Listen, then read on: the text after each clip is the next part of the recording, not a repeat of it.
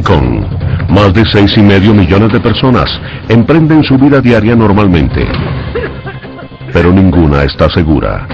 Una enfermedad potencialmente letal se propaga por la población humana en las principales ciudades del mundo. A medida que el número de víctimas fatales aumenta, ¿podrán los investigadores evitar que un virus misterioso se convierta en pandemia global?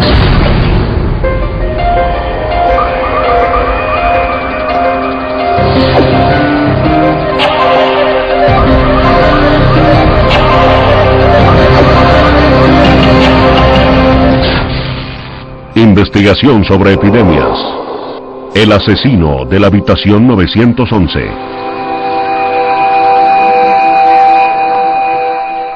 En febrero de 2003, surgen rumores sobre una enfermedad misteriosa que se extiende por la provincia Guangdong en China. Bajo presión de las organizaciones de salud, el gobierno chino anuncia la causa de la epidemia como neumonía atípica. En Hong Kong, el profesor Malik Pires, virólogo, vigila minuciosamente la situación. Supimos de un brote inusitado de neumonía en Guangdong, la provincia adyacente a Hong Kong. Inusitado porque se informaba de grupos de personas con neumonía. Grupos dentro de las familias y grupos en los hospitales, lo cual normalmente no se ve con la neumonía. Antes de eso trabajamos con la influenza aviar, el virus H5N1, y una de las cosas que nos preguntábamos era si esta no podría ser una pandemia de H5N1. Pero los médicos descartan la influenza aviar. Este virus en particular no se conoce. Los funcionarios de salubridad en China pasan por alto la nueva amenaza. Establecimos en Hong Kong una estrecha vigilancia para detectar casos de neumonía, porque éramos muy conscientes de que cualquier problema que suceda en Guangdong, tarde o temprano llega a Hong Kong.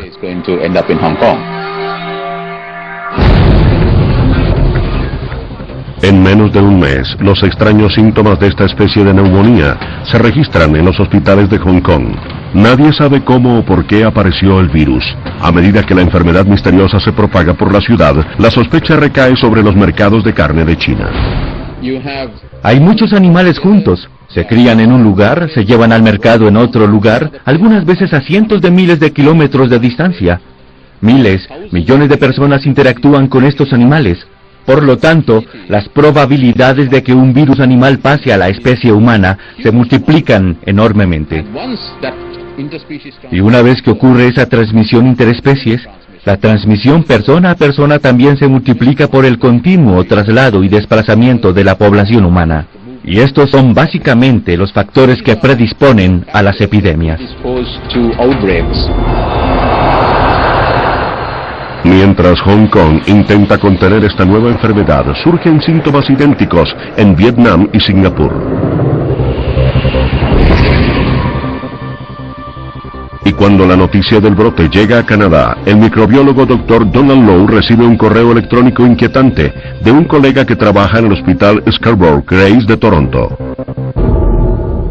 Lo recuerdo claramente, todo estaba en letras mayúsculas. Tenemos un problema aquí. Creemos que se trata de la nueva enfermedad. Existe una conexión. Es alguien que acaba de regresar de Hong Kong. Me fui entonces directamente al hospital y ese fue el principio del fin para nosotros. Todo comenzó a revelarse. La confirmación de la presencia del virus en Toronto es evidencia de que la enfermedad no identificada se propaga más rápido y más lejos de lo que se creía al comienzo. El 15 de marzo, la Organización Mundial de la Salud decide circular una alerta global. El Dr. David Heyman dirige el programa de enfermedades contagiosas de la Organización Mundial de la Salud en ese momento. Lo que es muy preocupante respecto a una enfermedad nueva no es lo que se conoce, sino lo que no se conoce. Hay un vacío en la información que tenemos en relación con una enfermedad nueva, y es eso lo que los equipos en Hong Kong empezaron a hacer, determinar quién tiene la enfermedad, cuándo ocurre, dónde y por qué. Con poca información respecto a la propagación del virus, el Departamento de Salud de Hong Kong inicia una investigación con el propósito de descubrir la fuente del brote. Tratábamos de localizar esta extraña enfermedad para investigar a todos los pacientes en Hong Kong con neumonía severa, sin otra explicación. Y desde luego nos concentramos especialmente en las personas que llegaron procedentes de China recientemente. En la tercera semana de marzo, el equipo de investigadores hace un descubrimiento vital, rastreando los desplazamientos de los primeros pacientes diagnosticados con la nueva enfermedad. El equipo de Hong Kong relaciona a todos con un hombre que llegó a la ciudad casi un mes antes.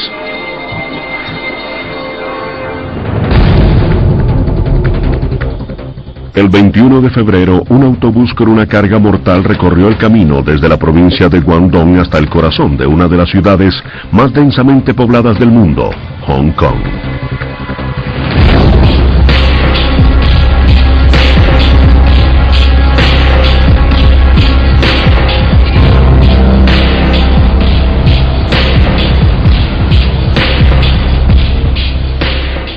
Ese mismo viernes en la tarde, un residente de Hong Kong de 26 años va camino a encontrarse con un amigo que se aloja en el 9º piso, en el Hotel Metropol de la ciudad.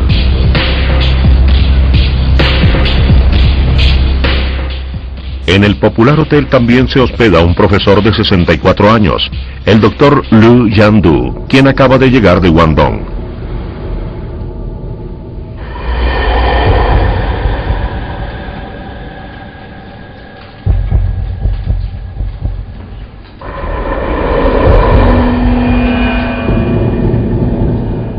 Cuando el Dr. Lu se dirige hacia la habitación 911, en el piso 9º, ya tiene todos los síntomas de una enfermedad que afecta a algunos pacientes de su hospital en Guangdong. El 21 de febrero, el profesor que atendía pacientes con esta nueva enfermedad de Guangdong viajó a Kowloon ese fin de semana para asistir a una boda. De hecho, ya se sentía mal, pero decidió ir de todos modos. Se registró en el Hotel Metropol en la noche del viernes 21 y le asignaron la habitación 911. Estaba indispuesto y vomitó en el corredor. Limpió la alfombra. 2 meses después se encontró y se pudo aislar el virus ARN de esa alfombra. Los expertos solo pueden especular cómo se propagó el virus esa noche. El sistema de ventilación del hotel, al soplar sobre la alfombra, pudo llevar el virus por el aire. Es una sugerencia. Lo que queda claro, sin embargo, es que cualquier huésped que reciba una llave de una habitación en el 9º piso va directamente a las manos de un asesino silencioso. Tengo su reservación, quedo en el 9º piso. ¿9º? El ascensor está a su izquierda.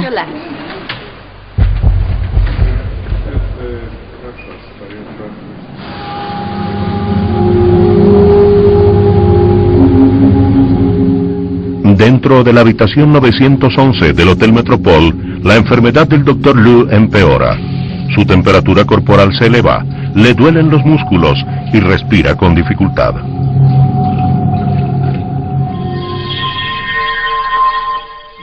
Las manifestaciones clínicas principales son de neumonía y lo que mata al paciente es la neumonía. Pero encontramos, para sorpresa nuestra, que el virus no solamente estaba presente en el tracto respiratorio o los pulmones, también estaba presente en las heces y en la orina. Esto sugería que la enfermedad recorría todo el cuerpo.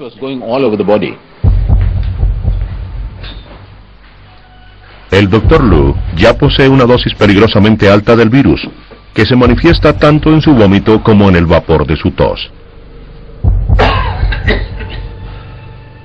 Se convirtió en un gran propagador, un portador altamente infeccioso de la mortal enfermedad. El virus causa enfermedad en el ser humano. Cuando la persona está expuesta, es en el tracto respiratorio en donde el virus logra invadir algunas de las células que se encuentran en las vías respiratorias superiores. Y luego el virus se multiplica y se propaga de célula en célula, causando finalmente neumonía.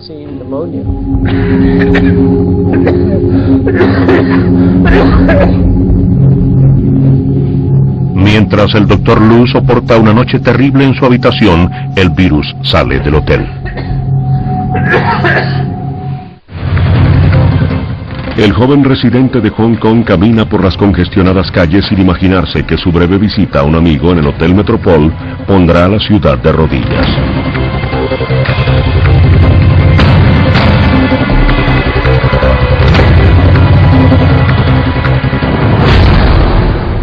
Durante el mismo fin de semana, los huéspedes del hotel en el 9º piso se preparan para partir.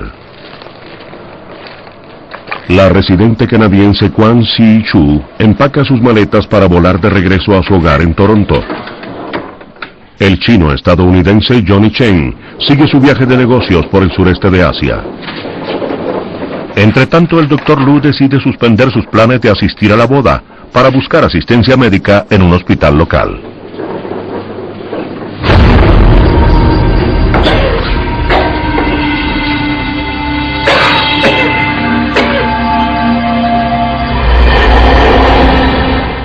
Cuando los huéspedes inician sus viajes, ninguno es consciente del peligro que ahora representa. Johnny Chen desatará la muerte de 5 personas en Vietnam. Al regresar a Toronto, Kwan Si-Chu provocará una cadena de eventos que concluirá con 251 casos de la enfermedad y 38 víctimas fatales.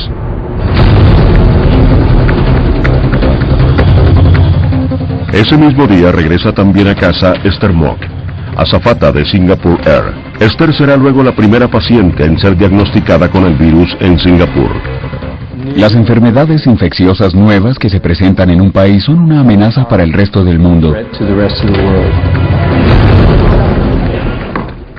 Una persona que se infecte en el lugar y en el momento adecuados puede causar que esa enfermedad se propague en el mundo.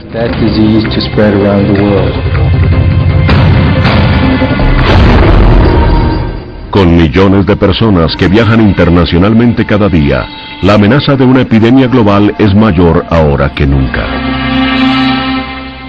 Gracias. Adiós. Desde Hong Kong, unos individuos inocentes relacionados únicamente por las circunstancias amenazan con causar un grave desastre humano y económico.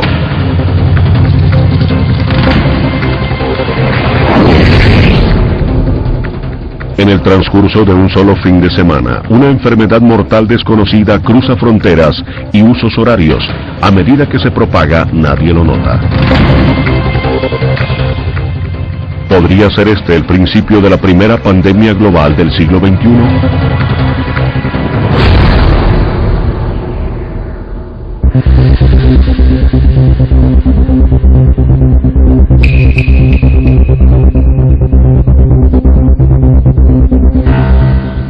En el hospital Kwong Hua de Hong Kong, un paciente hace una aterradora revelación.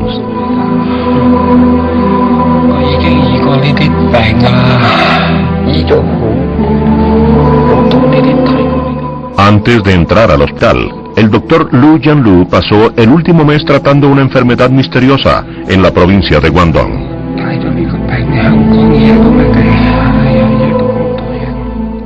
Ahora se da cuenta de que él también es víctima de la misma enfermedad.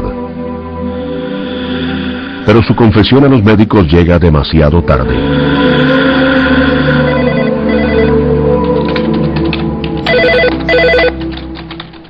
Seis días después, en Vietnam, el doctor Carlo Urbani recibe una llamada telefónica del hospital francés en Hanoi. Sí. En unas horas iré. Sí, adiós. Desde hace 2 años, el médico italiano trabaja con la Organización Mundial de la Salud en Vietnam, especializándose en tratamiento de enfermedades infecciosas. Hoy le piden que examine a un paciente hospitalizado hace 2 días con síntomas de neumonía. Hola. Hasta ahora los tratamientos normales no dan resultado. Soy el doctor Urbani y quiero hacerle unas preguntas. El paciente es Johnny Chen.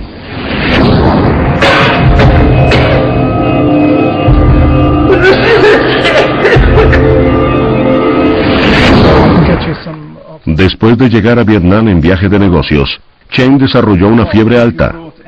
Cuando el doctor Urbani llega al hospital de Hanoi, Chen lucha por respirar.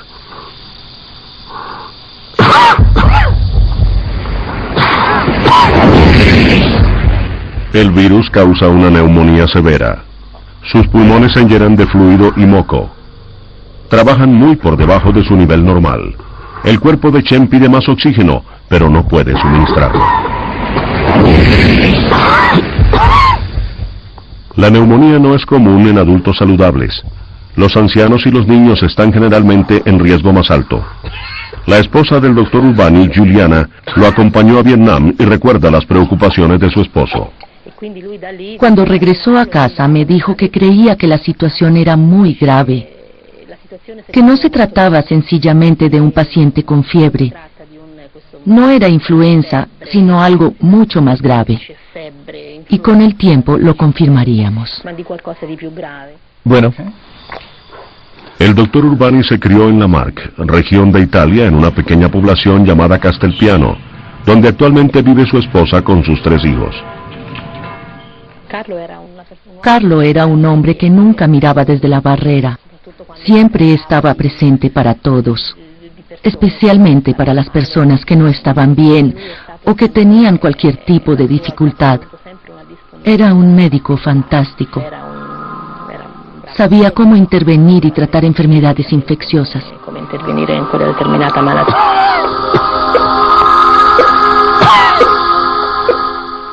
Mientras la situación en Hanoi se hace más crítica por horas. A 13.000 kilómetros de distancia, en Toronto, Kwan Si-Chu recién llega a casa de su viaje a Hong Kong. Ingresa a un hospital local, acompañada por su hijo, Se Chi-Kwai. Tiene fiebre y tos seca. Veamos qué tiene.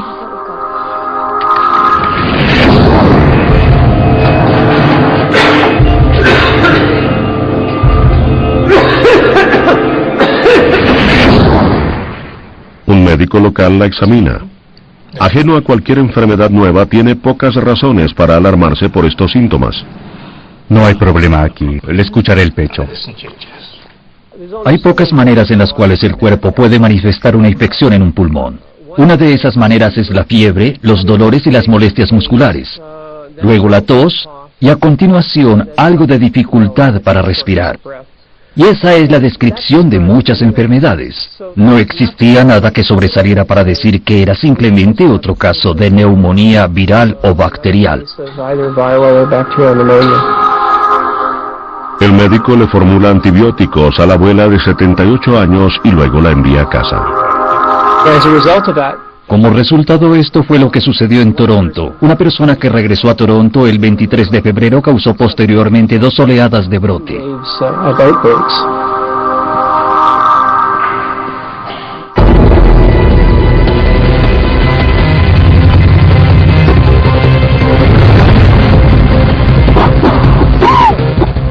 En Vietnam, el Dr. Urbani ordena al personal tomar medidas para evitar la propagación de la infección. Sin saber la causa de la enfermedad de Johnny Chen, no quiere correr riesgos.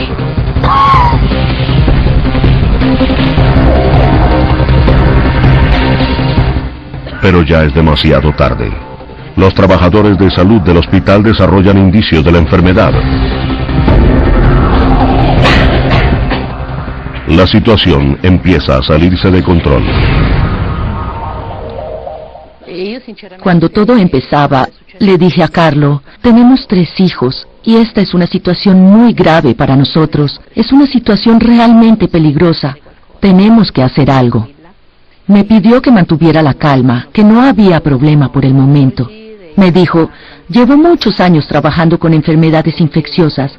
Sé lo que hago y conozco las precauciones que debo tomar. Esperemos un poco y ya veremos. El pulmón izquierdo está congestionado. Aquí se ve. Parece neumonía. Pero el paciente no expulsa moco. Es extraño. Cuando el Dr. Urbani informa de sus hallazgos, se divulga la noticia de la aparición de una nueva enfermedad potencialmente letal. Scott Dowell trabaja en el Centro para Control de Enfermedades en Bangkok. Sus descripciones iniciales de Hanoi fueron las primeras descripciones claras de esta nueva enfermedad, y debido a su precisión les permitieron a muchas personas en otras partes del mundo darse cuenta rápidamente que no eran casos normales de neumonía. Era algo claramente inusitado. La neumonía es una de las principales enfermedades asesinas alrededor del mundo, pero afecta a los muy jóvenes y a los muy viejos. Entonces, cuando nos enteramos que personas por lo demás saludables, médicos y enfermeras estaban contrayendo neumonía, supimos que se trataba de una enfermedad muy extraña y nos alarmamos.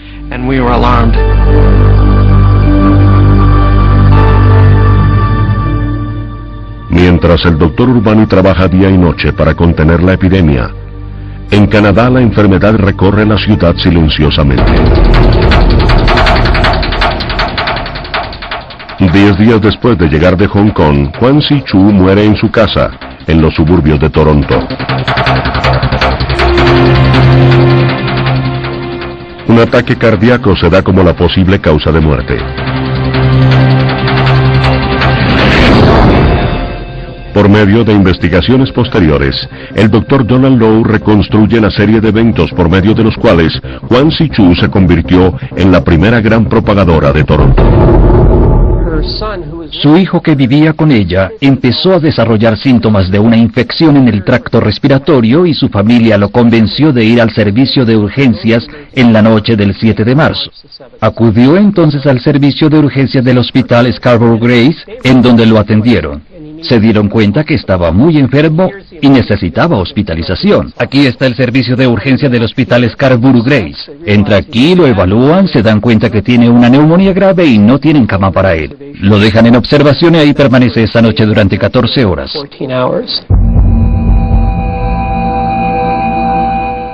Antes de que en el hospital Scarborough Grace se dieran cuenta de lo que enfrentaban, en una sola noche, Se Chi-Kwai, el hijo de Kwan Si-Chu, infecta a 5 enfermeras, un médico y 2 pacientes.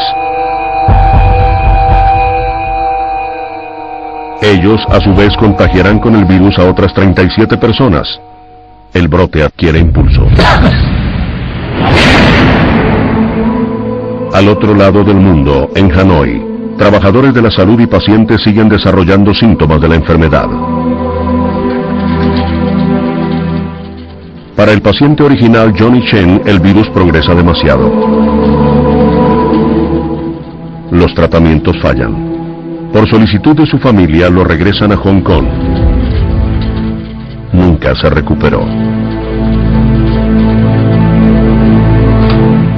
Al no poder contener el brote inicial, el Dr. Urbani siente que su única opción es convencer a las autoridades vietnamitas que declaren una cuarentena en el hospital.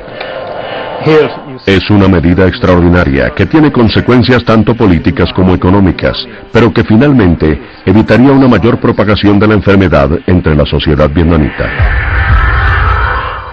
Urbani es el primer médico que alerta al mundo de la amenaza de esta nueva enfermedad en Hanoi. Otras ciudades, sin embargo, no reaccionaron tan rápido.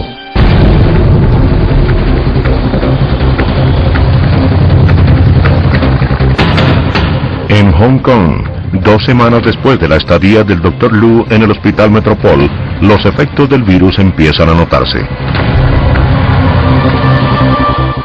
En el Hospital Príncipe de Gales de la ciudad, un brote de una enfermedad similar a la neumonía afecta al personal y a los pacientes.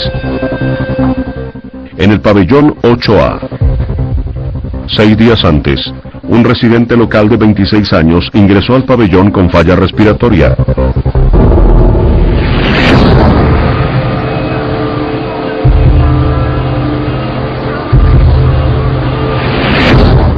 El médico encargado de enfermedades respiratorias en el Hospital Príncipe de Gales es el profesor Hui.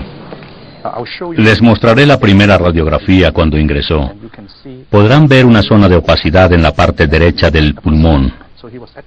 Tenía entonces neumonía leve. Sin embargo, 3 días después de su hospitalización, su estado se deterioró. Se le dificultó respirar hasta tal punto que se requirió un flujo alto de oxígeno para mantener su nivel de oxígeno. Estaba tan fatigado que para comer, aún para orinar, necesitaba ayuda de las enfermeras. Les mostraré la radiografía. La mayor parte de su pulmón izquierdo tenía neumonía. Ahí se ve la zona blanca, la opacidad. Solamente la parte superior estaba sana. Para entonces tenía una falla respiratoria severa. Solo una semana después de la admisión del primer caso en el hospital, el personal del pabellón 8A empezó a mostrar indicios de la misma enfermedad. Mientras el hospital intenta aislar el brote, en la calle, la vida sigue su curso normal en Hong Kong.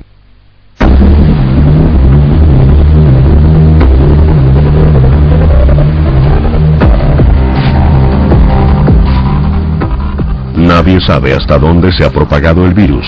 Mientras los residentes emprenden sus actividades normales, pocos son conscientes de convertirse en un riesgo mayor. El 11 de marzo, 18 días después del brote en el Hotel Metropol, la enfermedad vuelve a atacar. Esta vez, a uno de los hombres que tanto hizo para combatir el virus.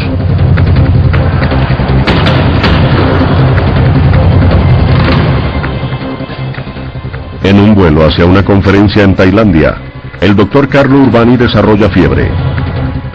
Cuando llega al aeropuerto de Bangkok, ya sabe que tiene síntomas de la enfermedad. Inmediatamente llama a su colega Scott Dowell, quien lo espera en el aeropuerto. Como precaución sería conveniente que me aislaran. Aquí estaré. Rápidamente acordamos que debía ir un equipo al aeropuerto para tomar las medidas que evitaran la contaminación de enfermedades infecciosas en su recorrido hasta el hospital, en donde lo atenderían con todas las precauciones. Le pedí su opinión respecto al equipo de protección para el personal del hospital. Le dije que creía que debíamos tener batas, guantes y tapabocas para todos y que debía aislarse una zona.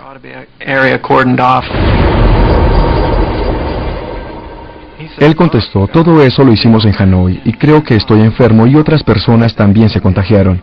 Estaba muy preocupado, no solo por su propia salud, sino por la posibilidad de transmitirle la enfermedad a otras personas. Soy médico, vengo de Hanoi. Tengo los síntomas.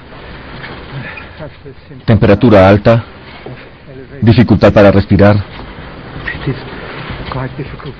Deben aislarme inmediatamente. Para su esposa, la enfermedad del doctor Urbani era la noticia que temía desde hacía varias semanas. No te preocupes, es algo que pasará pronto. Eso dijo. Yo sentí que esto era algo diferente. Y luego, a medida que pasaban los días, la situación empeoraba y finalmente me di cuenta que se había contagiado de la enfermedad. Cuando el doctor Urbani se convierte en la última víctima de la enfermedad sin cura conocida, el 17 de marzo la Organización Mundial de la Salud convoca a 11 laboratorios importantes en 9 países para que se unan en una red con el propósito de encontrar la causa de la enfermedad. Con un número sin precedente de laboratorios internacionales compartiendo información y coordinando sus hallazgos, empieza la carrera para identificar el virus causante de la epidemia. Llamaron a la enfermedad síndrome respiratorio agudo severo. Rápidamente se conocería como SARS. Lo miramos por el microscopio electrónico. Veíamos claramente que era un virus y observándolo más detenidamente y basándonos en su forma y tamaño, parecía que un virus corona sería el candidato más factible. Pero no uno de los que conocíamos hasta el momento. Hay virus corona en el ser humano, hay virus corona en los animales, pero este virus parecía totalmente nuevo.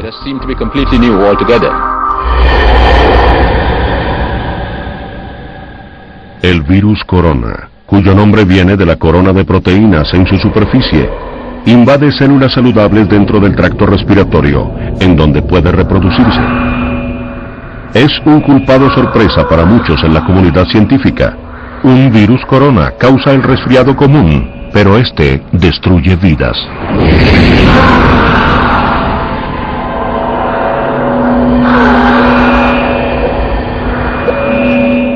El sistema inmunológico del doctor Urbani está ahora tan débil y sus pulmones tan destruidos por la neumonía que solo un respirador lo mantiene vivo.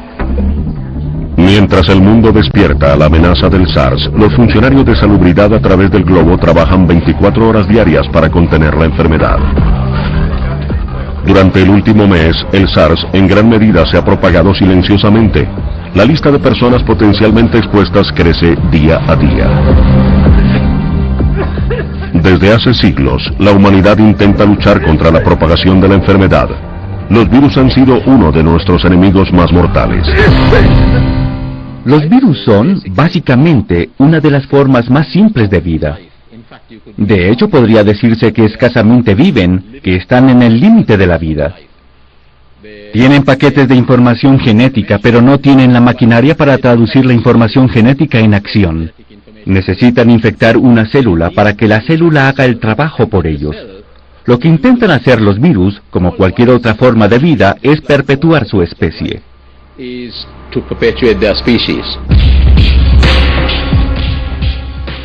Los virus van hacia donde ven oportunidades. La fuerza de la evolución, la fuerza ciega de la evolución, por así decirlo, los impulsa a explotar cualquier espacio que se les abra. Infortunadamente, en el mundo de hoy día, abrimos enormes puertas que los virus y otras bacterias pueden explotar en términos de nuestro manejo de los animales, de nuestra interacción con ellos y en términos del desplazamiento de los seres humanos. Entonces, la aldea global en la cual vivimos les da a estos microbios también oportunidades globales.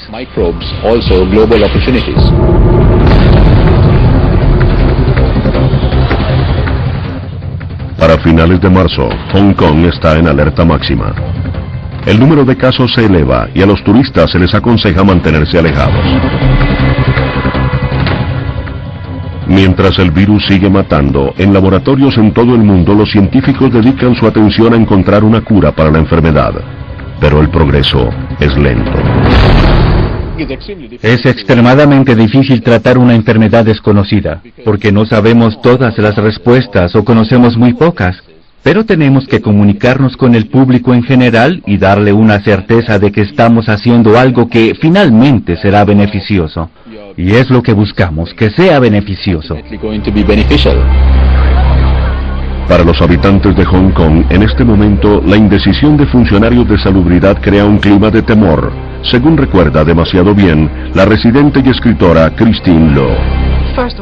Primero que todo era lo desconocido, el temor a lo desconocido, y teníamos que unir muchas piezas del rompecabezas para contar la historia. Entonces existió un primer periodo de desesperación y temor. Creo que entre las autoridades también apareció una etapa de negación. ¿Qué es exactamente esto? No se preocupen, estamos a cargo y sabemos lo que hacemos. Sin información sólida sobre la naturaleza de la enfermedad, los residentes intentan protegerse. Las personas usaban tapabocas porque era una pequeña cosa que podían hacer en un momento en el cual sentían que no tenían control. No sabíamos nada de la enfermedad. ¿Qué podíamos hacer como individuos? En realidad, ¿qué podíamos hacer cuando el gobierno y los expertos, los médicos, nos decían que no estaban seguros cuál era esta nueva enfermedad? La única cosa que podíamos hacer era usar tapabocas. Entonces, de pronto todos los comprábamos, todos conocíamos las diferentes clases. Hong Kong se convirtió en una ciudad experta en tapabocas. Los diferentes tipos, la frecuencia del cambio, lo que los niños debían usar, la conveniencia de usar máscaras de gas, en fin, las fotografías entonces eran muy gráficas y le dieron la vuelta al mundo. Hong Kong parece una escena de una película de Hollywood. No obstante los intentos por contener la enfermedad, el virus sigue propagándose. Una ligera tos podría significar la diferencia entre la vida y la muerte. En Toronto, el brote también acapara titulares. Los hospitales están colmados con nuevos casos de la enfermedad. La ciudad se clasificó como zona infectada y los negocios se perjudican. Alan Bonner, asesor en riesgos, observa el desarrollo de la historia en su ciudad natal.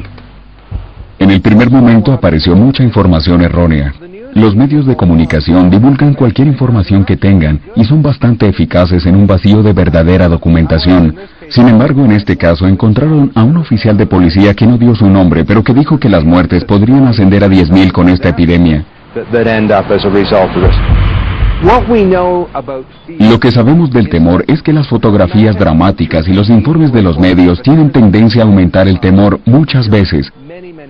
Para una persona que vive en Los Ángeles, en Londres o en Tokio o en otro lugar y piensa ir de vacaciones o en un viaje de negocios a Toronto y ve a alguien por televisión con un tapabocas, esa imagen vale por 1000 palabras. tiene la tendencia a encapsular la experiencia de Toronto con el SARS, a aumentar el temor válido de las personas de manera sustancial, hasta que finalmente deja de ser válido. Los temores de Toronto se exageran por el hecho de que los mismos hospitales que intentan tratar a los pacientes con SARS se están convirtiendo en criadero para el virus. Los momentos más difíciles para nosotros en el manejo de la epidemia fueron cuando empezamos a ver colegas enfermos. Los casos en Toronto en un 40% fueron de trabajadores del campo de la salud. Fue muy difícil, porque eran personas a quienes les encomendábamos el cuidado de estos nuevos pacientes con esta nueva enfermedad, y ellos esperaban que nosotros los protegiéramos. Y cuando veíamos que se enfermaban, era desalentador, era increíblemente difícil para la moral. Y lo más sorprendente era que seguían cumpliendo con su deber, seguían trabajando, seguían cuidando a los pacientes con SARS.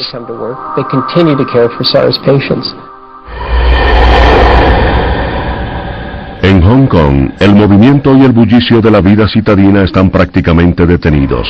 Los habitantes evitan lugares públicos. Aún en su casa nadie está seguro.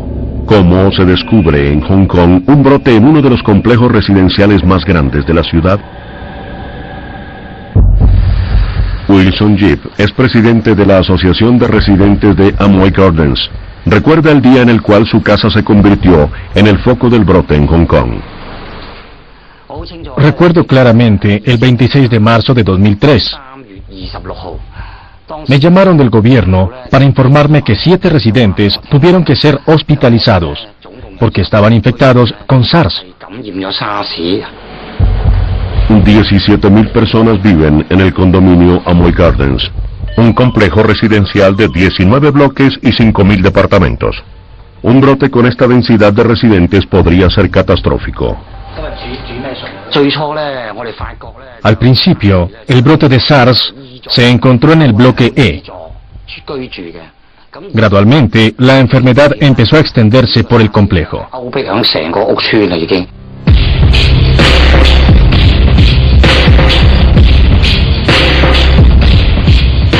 La enfermedad llegó a Amoy Gardens una semana antes, cuando un hombre de 33 años vino de visita al apartamento de su hermano en la torre del bloque E.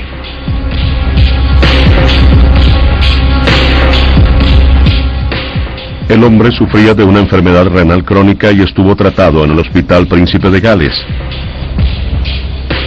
Pero ese día no se sentía bien, por una razón diferente. En el hospital se había contagiado del virus del SARS.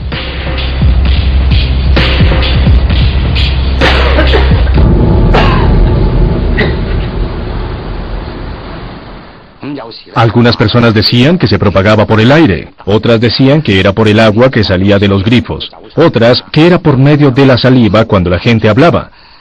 Existían diferentes rumores. Pero lo que más desconcierta a los funcionarios es la extensión y tamaño de la epidemia. El portador inicial del SARS sufría de diarrea. Los investigadores creen que el sistema de alcantarillado en el bloque E pudo contribuir al brote. Gotas virales en el alcantarillado podrían contaminar el sistema del flujo de aire que circula por todo el bloque. En ese momento, Amoy Gardens podía describirse como una ciudad muerta.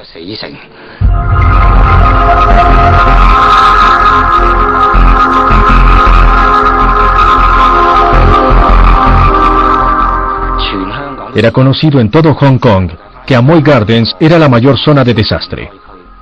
Solicité enfáticamente que el bloque E se aislara, porque sabía que la enfermedad no podía controlarse sin el aislamiento del bloque.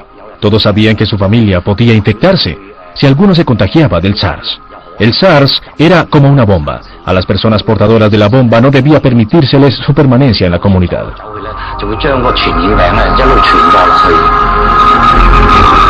La semana final de marzo de 2003 es la más nefasta de toda la epidemia.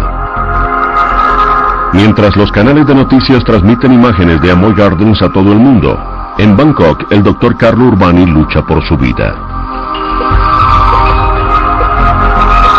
Al aislarse salvó la vida a su familia y a otros trabajadores del campo de la salud. Pero después de 18 días de soportar la enfermedad bajo la mirada de su esposa Juliana, el doctor Urbani sufre 2 ataques cardíacos masivos. El médico que alertó al mundo de la nueva enfermedad se convierte ahora en su última víctima fatal. No volví al hospital después de que Carlos sufrió los ataques cardíacos. No tenía sentido ir. Quería recordar a mi esposo cuando lo vi en el hospital por primera vez, no conectado a todas las máquinas y equipos. Estaba en coma y no me podía ver.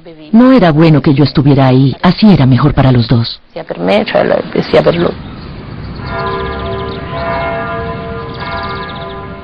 El 29 de marzo, el doctor Carlo Urbani muere.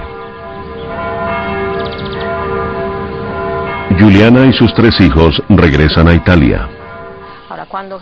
Cuando Carlo murió, me di cuenta de todo lo positivo que hizo. E incluso él captó la grandeza de lo que hizo por ayudar a los demás. Los mismos médicos dijeron que, gracias a él, se salvaron muchas vidas. Carlo dejó muchas cosas bellas. Tengo todos los recuerdos de nuestra época juntos y todavía tengo la sensación de que él está a mi lado, ayudándome en este nuevo viaje. El valor del doctor Carlo Urbani en el primer mes del brote del SARS lo convirtió en héroe nacional, tanto en Italia como en Vietnam. Su madre, María, llora a su hijo, pero la consuela el hecho de que murió salvando a otros. Lo que me llena de orgullo al pensar en los logros de mi hijo es que su vida no fue en vano. Su espíritu sigue viviendo en el trabajo que hizo por los demás. Al aislar el hospital en Hanoi, el doctor Urbani salvó a Vietnam de un brote grave de SARS. Después sería el primer país en ser retirado de la lista de zonas infectadas, creada por la Organización Mundial de la Salud. Antes de su muerte, Urbani trazó el camino a seguir por otros trabajadores del campo de la salud. A medida que los departamentos de salud rastrean los individuos que tuvieron contacto con los pacientes infectados, empieza a moldearse una imagen más clara de la propagación del virus.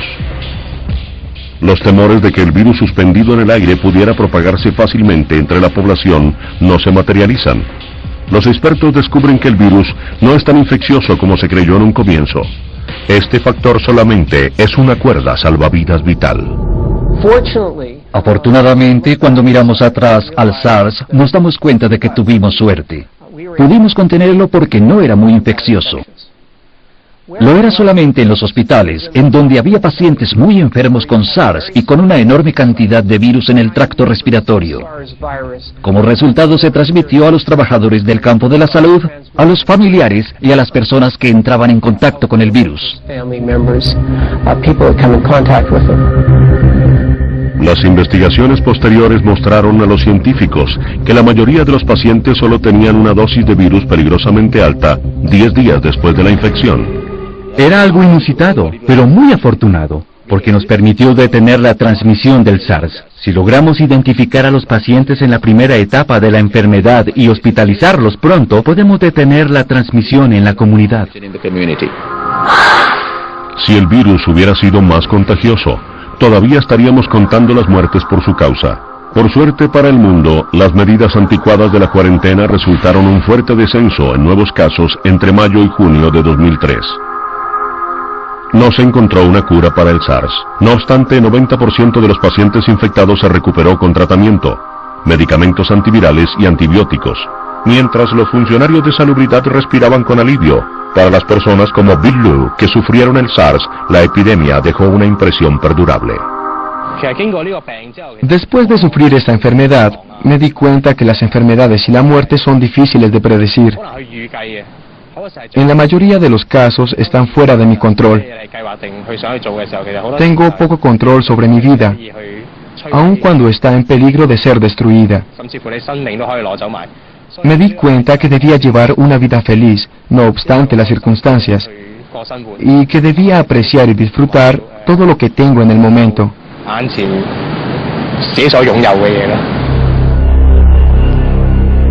En solo un periodo de 7 meses, a partir de noviembre de 2002, más de 8.000 personas en 32 países se infectaron con el virus del SARS.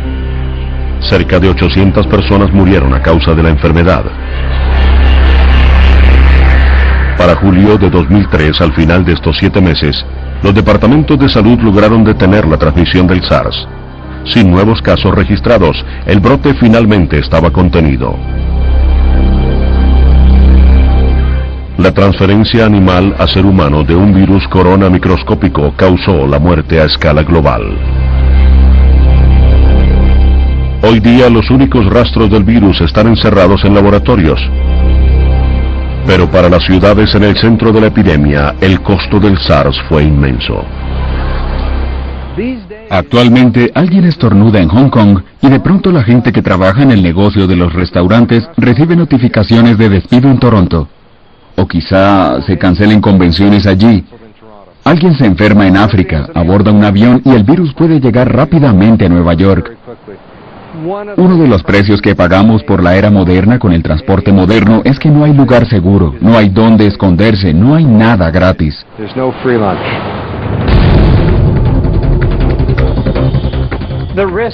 El riesgo de que ocurra una pandemia significativa, con propagación mundial e infección de un alto porcentaje de la población, es real.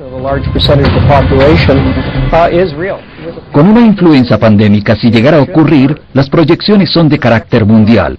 Ocurrirá en un periodo de 6 meses o menos, afectará a un 20 o 30% de la población global y habrá una significativa tasa de mortalidad relacionada con la enfermedad. El SARS no fue la pandemia global que muchos temían. Pero las lecciones por los eventos del año 2003 todavía se están aprendiendo.